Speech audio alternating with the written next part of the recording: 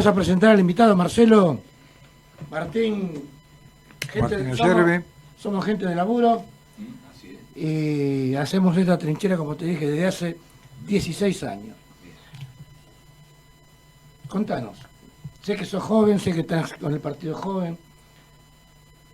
Bueno, nosotros impulsamos centralmente como proyecto de gobierno para el país la movilización total del trabajo para terminar con los 5 millones de desocupados y que esos argentinos tengan un trabajo en la industria, en la producción agropecuaria, en los servicios, en el comercio o en la logística, y que esto permita, gracias querido, y que esto permita que al finalizar con este flagelo terrible que es la desocupación en un país que está todo por hacerse, la comunidad nacional, en el acuerdo entre el Movimiento Obrero Organizado y la Confederación General Económica, junto con el gobierno, determinen un régimen de blanqueo compulsivo de todos aquellos trabajadores que se encuentran en negro y que puedan tener aporte jubilatorio, que puedan tener obra social y que puedan tener representación gremial que los ampare y los defienda. Porque si nosotros vemos la situación actual, el diagnóstico es terrible. Solamente 6 millones de trabajadores están sindicalizados, de 25 millones en total. 2,5 millones son monos tributistas y autónomos, que no están en blanco, están en gris. No descansan, no tienen vacación paga, y no tienen la vacación en el sentido profundo que el general Perón supo enseñar, que es, no es que la vacación, si el tipo no se la toma, le pagamos el doble. No, usted tiene que descansar. Usted tiene que tener un momento donde estar con la familia, descansando y recomponiéndose para poder reincorporarse al siguiente año en el ejercicio de sus labores. Entonces, teniendo 6 millones de trabajadores en blanco sobre 25 millones, 2,5 millones que están nadie los ampara tampoco, 13 millones de trabajadores en negro y 5 millones desocupados, se necesita de medidas de magnitud que tienen que recuperar la logística argentina con la marina mercante y el sistema ferroviario, que es la logística pesada de nuestras cargas. Se tiene que recuperar el rol de la Dirección General de Fabricaciones Militares para que el ejército vuelva a explotar la minería y volvamos a fundar las fábricas militares de acero, como lo hicimos en su momento, e incluso el petróleo argentino que fue creado por el general Sabio. El petróleo argentino y el acero argentino son creaciones del ejército. Entonces hay que recuperar dominio de las actividades.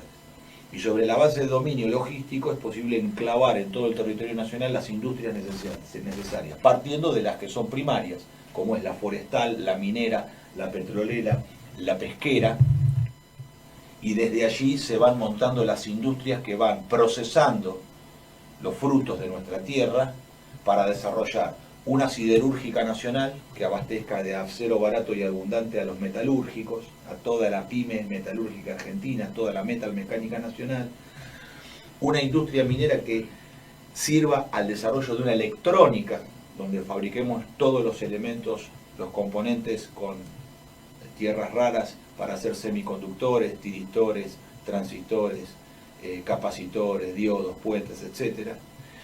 Que esa minería también permita el respaldo en metálico, en lo que son metales preciosos como oro, plata y paladio, para que la Argentina tenga reserva ante la posibilidad de tener que atender compromisos externos y tener un intercambio que no dependa del dólar norteamericano. Y a su vez, todo este desarrollo que tiene como base la reconquista del territorio, al abastecer de acero barato y abundante, permite el despegue de la metalúrgica nacional. Y si los trabajadores industriales tienen buenos salarios, pueden ese poder adquisitivo volcarlo en el consumo interno. Y en este caso, los gastronómicos dependen de que haya fuerte actividad industrial para que el trabajador pueda gastar. O sea que los otros días, esta semana fue, comentando, conocés que mi sentir es netamente gastronómico, te contaron. Me llamó la atención las calles vacías del microcentro. Una circunstancia tuve que ir a Florida. Ausencia total de turismo. Bueno, a eso iba. Y me recordó en mi mente de tantos años de militar, de vivir acá en la ciudad, lo que era la calle de Florida, lleno de turistas, Claro. lleno de restaurantes, cafeterías, toda gente que laburaba, toda gente que estaba en blanco, volviendo a lo que vos decís, donde el gremio realmente era la primera institución donde el trabajador recurría cuando tenía un problema gremial. Había pleno empleo. Vos naciste en el 76, ¿no? Yo soy clase 76. Bueno, en ese año, 1976, por desgracia, fue un año malo para la historia nuestra. Los gastronómicos teníamos el laudo gastronómico. Hoy muy poca gente se acuerda el bienestar que le daba y por qué se llamó laudo. Porque Perón laudó a favor del laburante. No hacía falta tener un celular para poder cobrar la propina. Estaba el laudo. Y había trabajo, pleno empleo. Y los gastronómicos se daban el lujo de salir de un negocio a trabajar en otro. Así es. Eso es lo que le da libertad al trabajador, porque el peronismo nosotros lo tenemos que ver como un proceso de capitalización del pueblo. Es un proceso de difusión de la propiedad. No solamente es el respeto a la propiedad privada, sino la difusión de la misma. Porque hoy el respeto a la propiedad privada tal cual está, tiene a un montón de argentinos afuera que van a morir alquilando. Entonces el peronismo es peronismo tanto y en cuanto realiza el proceso de capitalización de los trabajadores. Esto significa que el salario tiene que tener un componente de ahorro que permita que el hombre adquiera la vivienda, el terreno propio. Entonces, esa capitalización es la difusión de la propiedad, de la doctrina nacional justicialista. En ese aspecto, se requiere que nosotros podamos volver a concebir de un mismo modo virtuoso que no necesitamos una Argentina barata de cosas baratas. Nosotros necesitamos una Argentina de alto poder adquisitivo del salario de los trabajadores. Porque si estamos pujando para que bajar los costos, mire usted, en Estados Unidos en este momento se está pagando el kilo al gancho, el kilo de ganado en pie. Mire que Estados Unidos es una potencia ganadera, no tienen dos vaquitas. El ganado en pie se está pagando $6 el kilo. Y al gancho $8. Acá ¿cuánto están cobrando los productores ganaderos? Históricamente cobran entre $1 y $1.30. Y se pretende de que se bajen más los costos. No se le puede pagar menos al productor, porque termina sacrificando el rodeo y después se pega un tiro.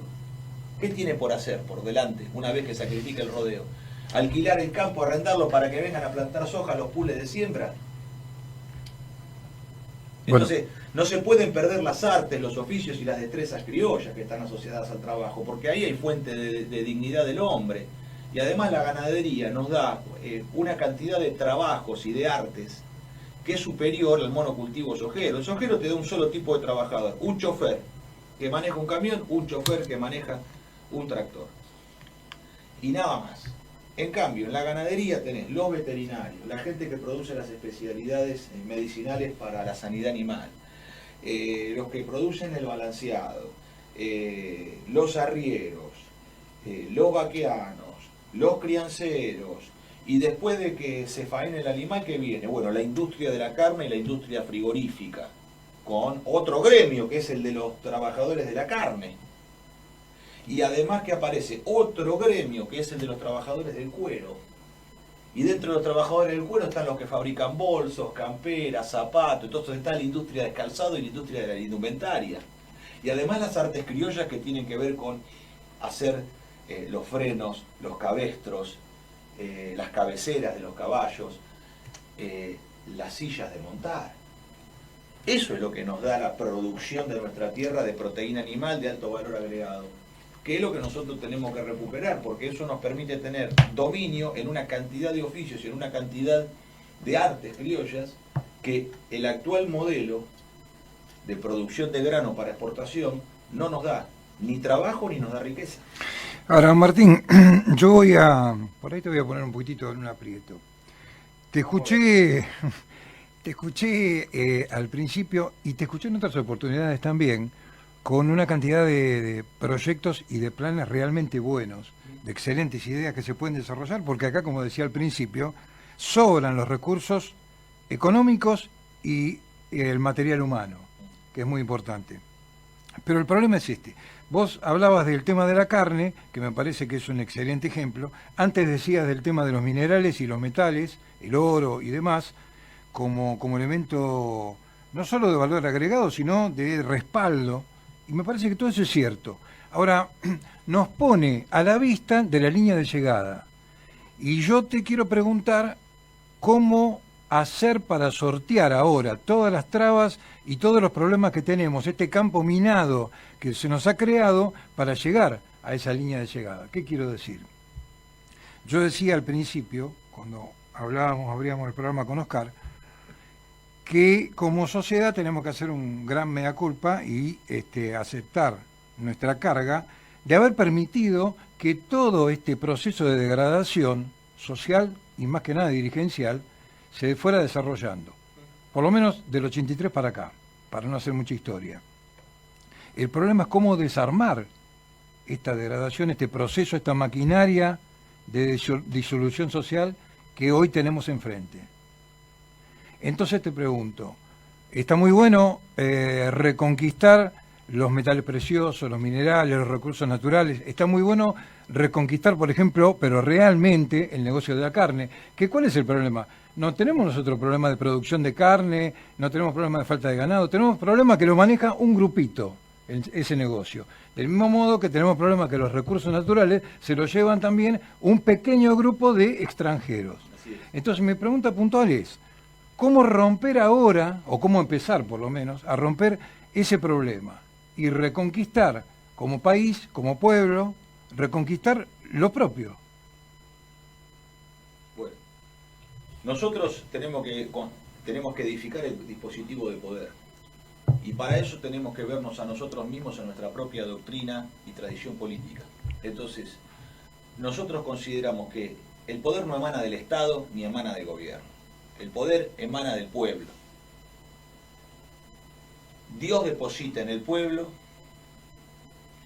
y el pueblo entrega o delega a los representantes, pero lo puede retirar, porque el único soberano es el pueblo argentino. Porque nosotros concebimos de que el pueblo es fuente de valores positivos. Entonces la comunidad organizada se la ve de dos maneras. Primero como un proyecto social o comunitario a construir. Y segundo se lo ve como dispositivo de poder. Porque el pueblo naturalmente se organiza en organizaciones libres, que son incluso preexistentes al Estado. Algunas preexistentes a la nación. Entonces, en esto ¿quiénes están? Los gremios. Las asociaciones civiles dedicadas al fomento, a la cultura, al deporte, los clubes, y la Junta Vecinal, que es la forma más elemental de organización de los criollos. Eso es la ley natural. Entonces, ¿nosotros qué tenemos que reunir en este momento para derrotar a la partidocracia liberal?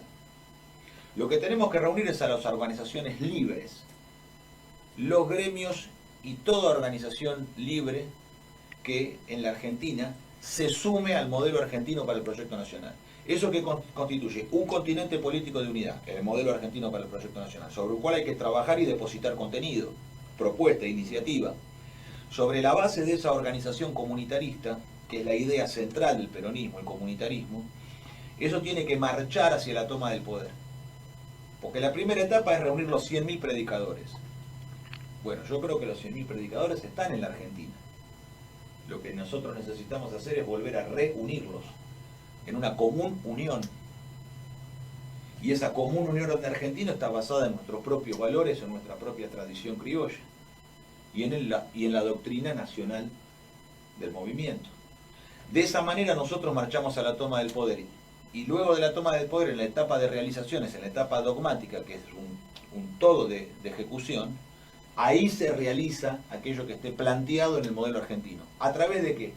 De la conducción política que está reunida en un Consejo Superior de Gobierno, donde está el presidente de la Nación, a la derecha el Estado Mayor Conjunto, las Fuerzas Armadas, a la izquierda el Movimiento Obrero Organizado, la Confederación General Económica, las organizaciones libres no gremiales, comunitarias, los artistas, los filósofos, los deportistas. Esa mesa de conducción es el Consejo Superior de Gobierno, donde ahí es donde nosotros logramos armonizar las tensiones que puede haber por los distintos sectores.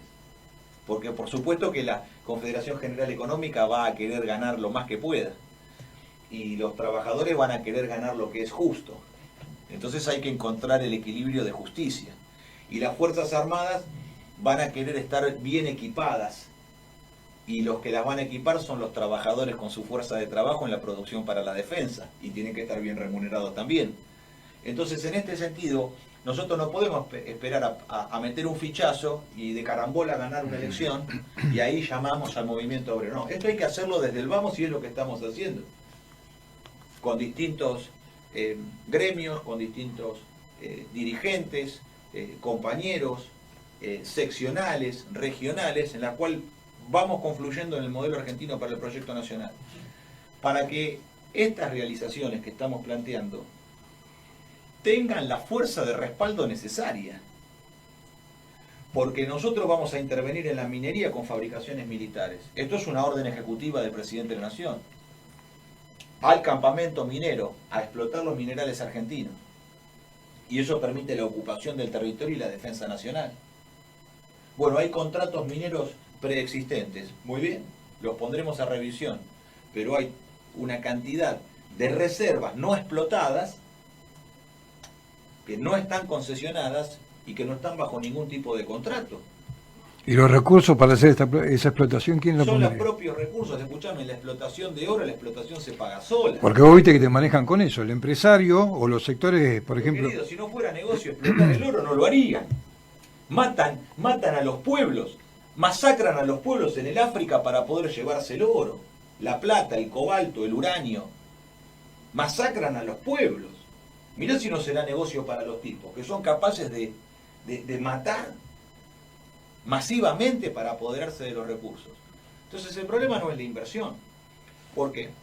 Nosotros tenemos, en el caso del flete marítimo internacional, la Argentina está pagando 20.000 millones de dólares porque no hace ningún flete, lo hacen todas las multinacionales. Nosotros tendríamos que volver a recuperar, como supimos tener, la ley de reserva de carga, donde se reserva un mercado de flete para los buques de bandera nacional, que es lo que todos los muchachos de la Marina Mercante, de los astilleros, los embarcados, los marineros de cubierta, los capitanes de ultramar, lo que todos en el ambiente comprenden como el régimen de bandera nacional. ¿Cómo es el régimen de bandera nacional? Bueno, los requisitos para pertenecer a la bandera nacional son estos. La tripulación tiene que ser argentina, los marineros argentinos, los capitanes argentinos. El barco tiene que ser construido en la Argentina. Bueno, ¿puede chartear a casco desnudo para empezar? Sí, que es la manera que empezaremos nosotros. Como no tenemos nada y estamos en la más absoluta miseria y desamparo, ¿qué vamos a hacer? La Argentina necesita cerca de 200 embarcaciones para realizar el 50% de los fletes, que es la reserva de carga. Ese mercado es de 10.000 millones de dólares de horizonte a alcanzar. Está bien, no vamos a hacerlo de un día para el otro, pero si yo tengo que tener 140 buques graneleros, 40 petroleros y 20 buques portacontenedores, que es más o menos el tamaño de la flota necesaria para operar en ultramar, más 3.000 barcazas para las vías navegables. Bueno, el negocio grande está en el mar, en el comercio exterior. El negocio más chico está en la navegación de cabotaje en la cuenca del Paraná y el río Uruguay. Ahora, esos 10.000 millones de dólares de comercio exterior que yo puedo hacerme en fletes, me pagan la Marina Mercante en 4 años de ejercicio. Porque los barcos se amortizan en 4 años el bien de capital y quedan por delante 30, 35, 40 años de navegación donde ya está pago el bien de capital. La máquina ya la tenés. Claro. Es todo ganancia nada más. Y esa toda ganancia que, bueno, el salario que es justo para los trabajadores de la Marina Mercante, que tienen que ganar muy bien, no bien, muy bien. Porque estar 3 meses, 6 meses fuera de casa, hay que pagarlo bien, viejo, porque además el negocio lo permite. 40% de ganancia están obteniendo los armadores en flete marítimo. Quiere decir que nosotros facturaríamos 10.000 millones. ¿Cómo empezamos? Necesitamos 200 barcos. Bueno, arrancamos el primer mes charteando casco desnudo 20 barcos. ¿Hay barcos? Sí, claro, hay un montón de unidades en desuso. Bueno, nos hacemos de 20 barcos y los charteamos con bandera provisoria. Provisoria. Tiene bandera argentina provisoria, que es puede facturar en el mercado de fletes, pero tiene bandera provisoria. ¿Cuándo le vamos a dar bandera definitiva? Cuando esa unidad que él tiene, ese barco, tenga una orden de compra de un barco del mismo tonelaje equivalente, de porte bruto, en un astillero argentino. Porque la marina mercante es muy próspera, gana mucho y paga bien. Pero los trabajadores de los astilleros también tienen derecho a trabajar. Decime, ¿cómo está Río Santiago ahora? Mal. Lamenta mucho decirlo, pero es la realidad. Y la única verdad es la realidad. Hay dos barcos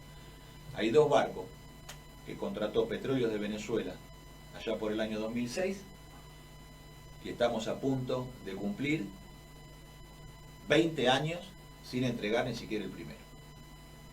Entonces, ¿esto qué es? La responsabilidad de las conducciones políticas de la provincia de Buenos Aires y de los ministros de producción de la provincia de Buenos Aires y del presidente del ente administrador del astillero Río Santiago, que depende del Ministerio de la Producción.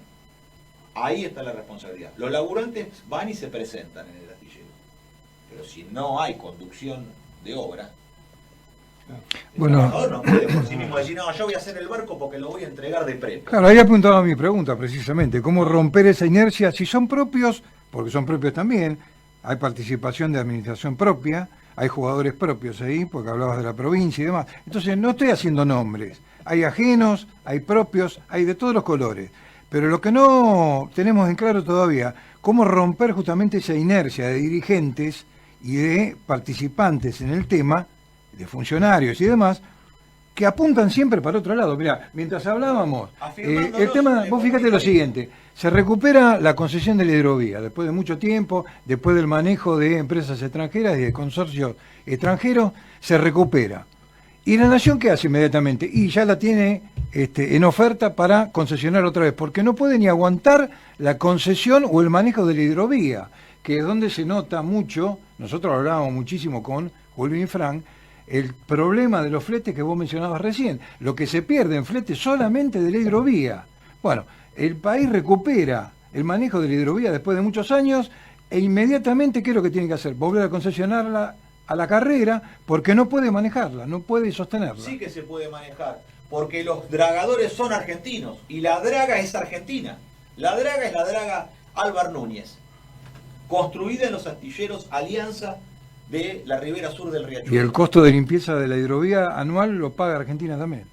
Bueno, pero hay que decir las cosas como son. Sí. Porque la draga es una draga construida en la industria naval argentina, astilleros Alianza. Esa draga es la que opera Ñandenul. ¿Qué pone Ñandenul? Nada. ¿Qué pone? Nada. Los trabajadores que dragan, ¿quiénes son? Argentinos, no son belgas. Son criollos, son compañeros, podrían estar acá sentados. Sí, sí. Son muchachos de la actividad como nosotros. Ustedes son astronómicos, ellos son dragadores, yo soy metalúrgico. Pero escúchame, ¿a qué es que están buscando? Inventar el agujero al mate, si los trabajadores argentinos son los que realizan el dragado. Y la draga es argentina. Lo que pasa es que el negocio del dragado es un negocio internacional que responde a una geopolítica que busca profundizar el dragado para buques de mayor calado. Entonces lo quieren llevar a 44 pies. Cuando lo lleven a 44 pies, el agua va a escurrir, la masa de agua va a escurrir a mayor velocidad porque tiene una canaleta, una zanja que va a toda velocidad a la masa de agua y eso va a provocar una bajante del Paraná. Si yo profundizo la salida, voy a tener un escurrimiento mayor en menor tiempo, porque hay un mayor volumen de agua desplazándose a mayor velocidad. Entonces, quieren llevar a 44 pies y quieren además rectificar con dinamita el río. Quieren volar las islas y rectificar el río. ¿Qué carajo se creen que son estos gringos para venir a querer destruir la maravilla de Dios que es el Paraná? Entonces a nosotros la guita nos importa nada. y los negocios internacionales que nos quieren a nosotros imponer para someternos. Entonces nosotros, si no se ha recuperado el dragado es porque los gobiernos, primero Menem, que es el que entregó el dragado y el balizamiento a las multinacionales, y después renovó la privatización Cristina Fernández de Kirchner, y después renovó la privatización Alberto Fernández de Kirchner, y ahora está vuelta a privatizar por Javier Milei de Kirchner. Entonces, está claro cómo es el asunto. Nosotros lo podemos observar a lo largo de la historia, porque los vencimientos de las concesiones, lo que se ha continuado es con el plexo de dependencia que se instauró con Menem en la entrega de Elma, en la destrucción del Fondo de la Marina Mercante, en la entrega de la Ley de Reserva de Carga, con el decreto 1772 de bandera de conveniencia. ¿Y ahora qué quieren hacer? Quieren sobre lo poco que queda, una desregulación total, peor que la del 1772 del 90, donde ya no hay ningún tipo de obligación de poner ni un capitán ni un marinero argentino en un buque pesquero. Hoy no tenemos barco, no quedó un barco nuestro, ¿no? De marina mercante de gran porte no tenemos nada. Tenemos muy poquito de cabotaje y tenemos algo de la pesca, que también a la pesca la han reventado y la han fundido. ¿Cómo vamos a recuperar nosotros la pesca? Con esto que dice, bueno, ¿dónde sale la inversión de las cosas? Miren, nosotros mandamos las órdenes de compra a los astilleros argentinos que todavía están. Tanto Río Santiago, que se encuentra paralizado por la conducción política, no por los trabajadores. Pero los trabajadores, los soldadores son de primerísima, los mecánicos, los ajustadores, los electricistas, los electrónicos. El personal de Astillero Río Santiago es de excelencia. Como siempre. Sí, el problema es político. El problema es político, de decisión política. Ni comercial, ni financiero, ni nada. ¿Quién maneja la decisión política? Ahora pidiendo trabajo al gobernador de la provincia. Están movilizando a los trabajadores hace unos días. Entonces, ¿qué tenemos que observar nosotros? Que además hay una industria naval privada, sobreviviente del desastre, porque cerró Alianza, Príncipe Mengui Penco y Sanín en la ribera sur del Riachuelo, en Avellaneda. Barracas al sur, decimos los del tango, lo que somos de la fauna tanguera. Barracas al sur. Del lado norte de la provincia de Buenos Aires, Mestrina y Astarza. Astarza llegó a fabricar la locomotora GT22 de General Motors, que son las que hoy siguen corriendo la línea, y cuando se mancan las formaciones chinas que trajo Randazzo, los que salen a remolque son las GT22 argentinas. Cuidado, porque ese material ferroviario de impulsor diésel tiene 60 años de fabricación y sigue corriendo en la vía. Entonces, ahí se demuestra la calidad que nosotros hemos alcanzado en la producción nacional de bienes estratégicos, y que esa capacidad se mantiene latente en el país. Lo que se necesita es un gobierno con una conducción verdaderamente nacional, que ponga el trabajo en el centro de la escena. Y todas las decisiones que se toman son las decisiones que se toman con el trabajo en el centro de la escena. Con el trabajo en su dimensión sagrada que permite la dignidad del hombre. Porque no hay libertad si no hay trabajo. Entonces, cuando la flota pesquera, que también fue reventada, pero tiene astilleros como el de Contesi, que pueden fabricarle los barcos, esto se arregla claramente. Mire, Contesi, ¿cuántas gradas tiene ocupadas? Tantas. Bueno, ¿cuánto tiempo le va a llevar a hacer 4 gradas más? Y bueno, pero ¿para qué voy a hacer 4 gradas más si no sé si las voy a usar? Mire, aquí está el anticipo para hacer las gradas, y acá los contratos que le van a ocupar las gradas con barcos.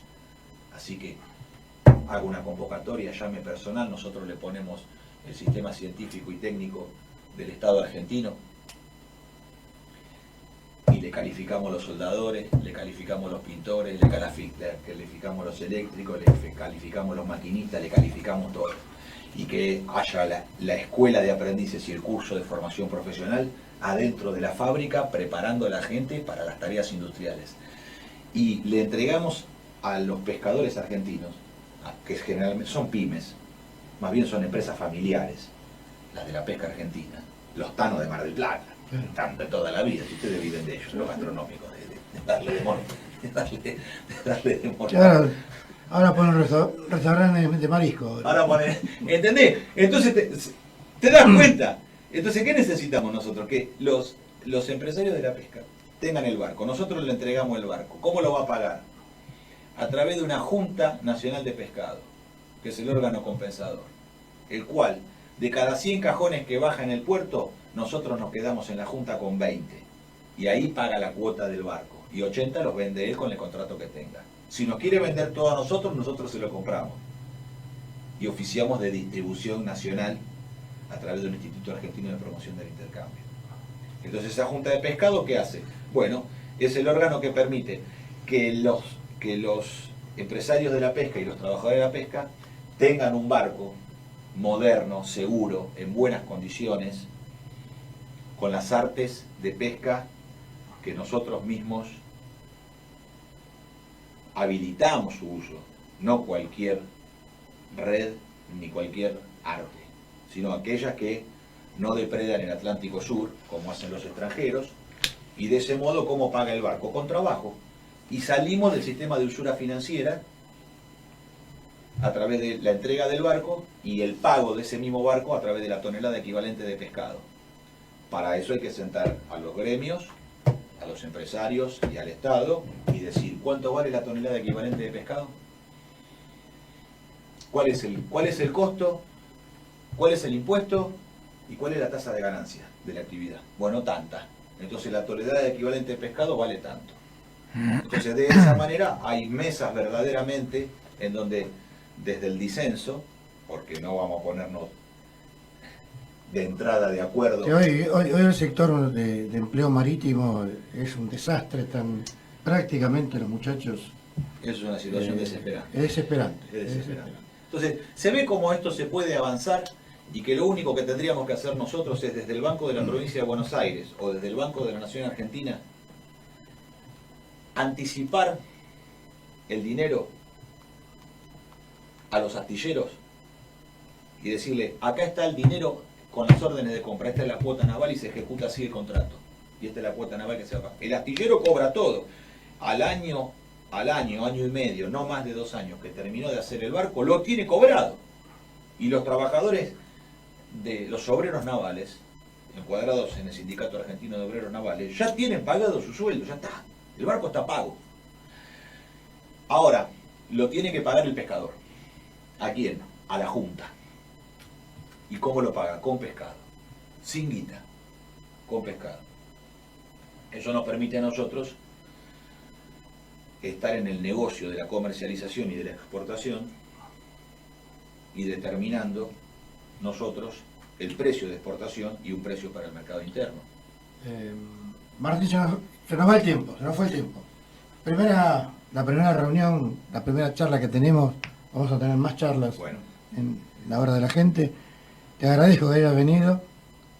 Te doy 2 minutos para que te despidas de los amigos, los oyentes. Bueno, muchas Lo que gracias. quieras decir. Muchas gracias a ustedes, muchachos, a toda la familia gastronómica. Este impulso que estamos dando nosotros no es para mal de ninguno, sino para bien de todos. Y que en la fuerza de la movilización total del trabajo necesitamos de órganos e instrumentos que tengan verdaderamente magnitud. Por eso nosotros impulsamos la vuelta al Estado empresario argentino, a las fábricas militares de acero del General Sabio, a esa YPF del General Mosconi, a el astillero Río Santiago que lo creó Perón, el astillero de Perón, y toda la actividad privada que gracias a que había una nave insignia de la industria naval, como el astillero Río Santiago, y una nave insignia de la Marina Mercante como Elma, eso permitía que la pequeña y mediana empresa argentina también participara de esas actividades. Entonces, ahí está nuestro impulso para que aquellos, nosotros siempre mencionamos que en el caso de los gastronómicos o comercio, si hay trabajo industrial, eso se ve en la gastronomía y se ve en el comercio. Entonces, eso es signo de la salud de la comunidad. Del poder adquisitivo. Que le llega al trabajador y el trabajador le gusta lo vuelve a gastar, le gusta ir a la Así restaurante, es. a compartir con la familia. Así es. Claro. Marcelito, nos vamos, Sí, ¿verdad? efectivamente, hay muchísima tela para cortar, hay mucho para desarrollar en las ideas que planteabas, Martín. Insisto, te escuché hoy, te escuché en otras oportunidades, hay muchísimas ideas. Tenemos que colaborar todo lo que podamos para poner claridad y ayudar a que aparezca una administración, un grupo de gente de trabajo para volver a retomar todos estos temas, volver a retomar la iniciativa. Eso Este vamos es el a desafío. Eso lo vamos a hacer y además quiero avisarles a ustedes, muchachos, porque este es un espacio de trabajadores y me parece importante decirlo aquí. Con el maestro Alberto Abuela, el más grande filósofo de los argentinos, con Alberto Vuela, vamos a presentar en el Salón Felipe Vallese, si Dios lo permite, el proyecto de representantes de las organizaciones libres por fuera de los partidos políticos, bajo el espíritu de la Constitución del Chaco del 50, que era la Constitución del doble voto, donde se elegían en la unicameral 15 representantes por los partidos, por territorio, y 15 representantes por rama de actividad. Entonces estaban los obreros del algodón, los del tanino, los de la pesca, los albañiles. De esa manera nosotros vamos a impulsar esto con la presentación de este proyecto de ley de pluma de Alberto Vuela en el Salón Felipe Vallese muy próximamente. Traernos la fecha que de acá vamos a participar y te vamos a difundir la fecha. Muchas gracias. Muchas gracias. Amigazos, nos vamos. Un programa más, nos vamos. Así pasó la hora de la gente.